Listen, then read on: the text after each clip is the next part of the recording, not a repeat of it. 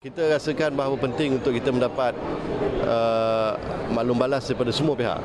Jadi ada lagi input-input yang sedang kita terima sekarang ini dan kita tak mahu nanti melancarkan satu polisi yang masih ada lagi pihak yang tak berapa puas hati dan menimbulkan rasa tak gunsing ataupun bimbang mereka mengenai dasar tersebut.